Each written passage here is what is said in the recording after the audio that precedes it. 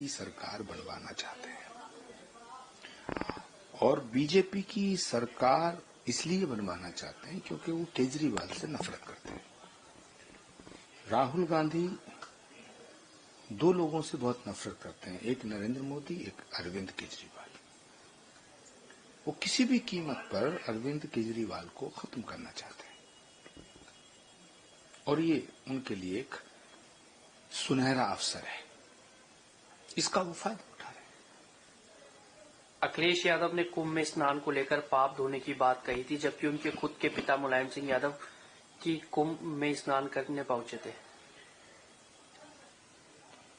Samajwadi party ने इतने पाप किए हैं कि अब कुंभ स्नान से भी कुछ नहीं हो सकता। मुलायम सिंह जी ने, नेताजी ने जब कुंभ स्नान किया था तो रामलला के भक्तों पे जो गोली चलाई थी, उन्होंने चलवाई थी, उनके सिर ये पाप था। लेकिन समाजवादी पार्टी ने तो मंदिरों के निर्माण पर रोक लगाई, एक पाप हो तो गिनाए। कल्कि धाम के निर्माण पर रोक लगाई, बहुत पाप है। जातिवाद का जहर फैलाया, उत्तर प्रदेश को गुंडों का प्रदेश बना दिया, अराजकता। और ये बात मैं नहीं कह रहा हूं, ये तो मायावती जी ने कही थी, बहन मायावती जी ने कही थी, चढ़ गुंडों की छाती पर मोहर लगाओ हाथी। समाजवादी पार्टी गुंडों की पार्टी, ये तो बहन मायावती जी ने कही है, ये बात तो उन्होंने कही है। तो बहुत पाप है। अखिलेश जी को भी कुंभ जाना चाहिए, क्योंकि इतने पापों की गठरी लेके वो कैसे आगे बढ़ेंगे। मोदी जी ने जेड मोड़ टनल का उद्घाटन किया है। 2012 में राहुल गांधी ने भूमि पूजन किया था। बहुत से काम कांग्रेस ने अधूरे छोड़ दिए, उन कामों को कोई तो पूरा करेगा। तो नरेंद्र मोदी जी वो काम पूरे कर रहे हैं। देश को आगे ले जाने के लिए जो काम करना जरूरी है, नरेंद्र मोदी वो काम कर रहे हैं। उद्घाटन के मौके पर मौजूद घाटी के सीएम उमर अब्दुल्ला ने पीएम मोदी की तारीफों के कसीदे गढ़े। उन्होंने प्रधानमंत्री के कार्यों की जमकर तारीफ की। देखिए, उमर अब्दुल्ला एक प्रोग्रेसिव नेचर के लीडर हैं। डॉक्टर फारूक अब्दुल्ला साहब, उमर अब्दुल्ला साहब, उनका पूरा परिवार, तो सही काम को सही कहा जाएगा। नरेंद्र मोदी जी देश के प्रधानमंत्री हैं, तो अगर वो सही काम कर रहे हैं तो उमर अब्दुल्ला उनकी तारीफ कर रहे हैं। उमर अब्दुल्ला राहुल गांधी की तरह नहीं है कि हर बात पे नरेंद्र मोदी का विरोध करें। तो मैं उमर अब्दुल्ला की इस बात का समर्थन करता हूं और मैं तायद करता हूं। Omar Abdullah is a progressive leader.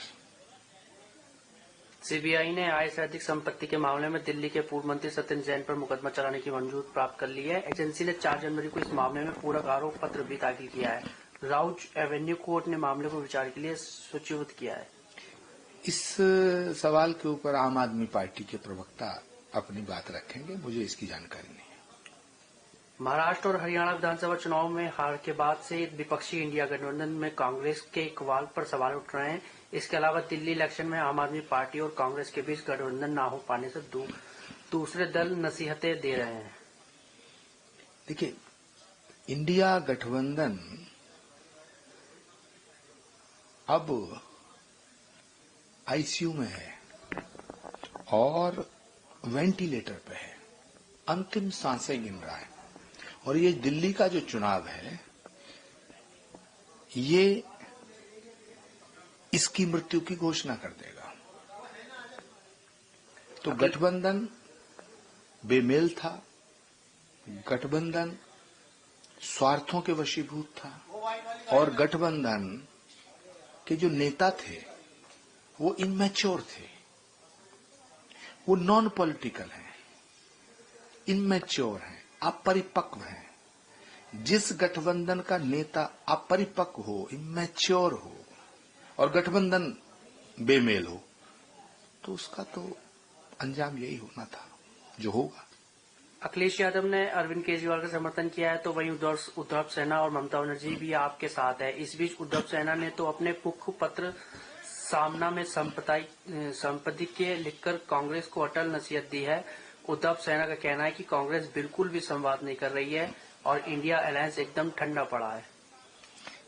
देखिए, उद्धव ठाकरे जी तो बहुत जल्दी पाला बदलने वाले हैं, तो और राहुल गांधी जी के नेतृत्व में कोई ज्यादा रुक भी नहीं सकता। जहां तक है अखिलेश जी का और अरविंद केजरीवाल जी का, ममता बनर्जी का, तो मुझे लगता है दिल्ली में अरविंद केजरीवाल जी को किसी की सपोर्ट की जरूरत नहीं है।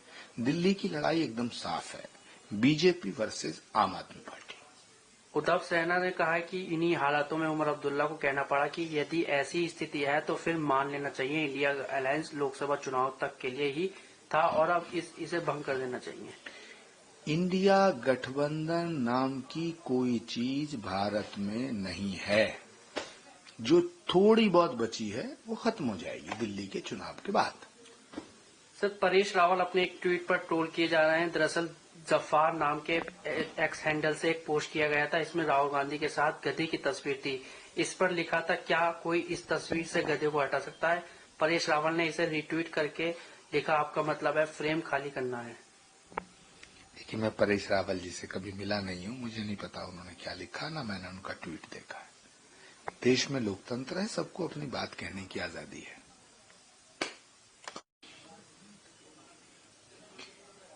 देखिए, राहुल गांधी जी के नेतृत्व में कोई समझदार नेता नहीं रह सकता।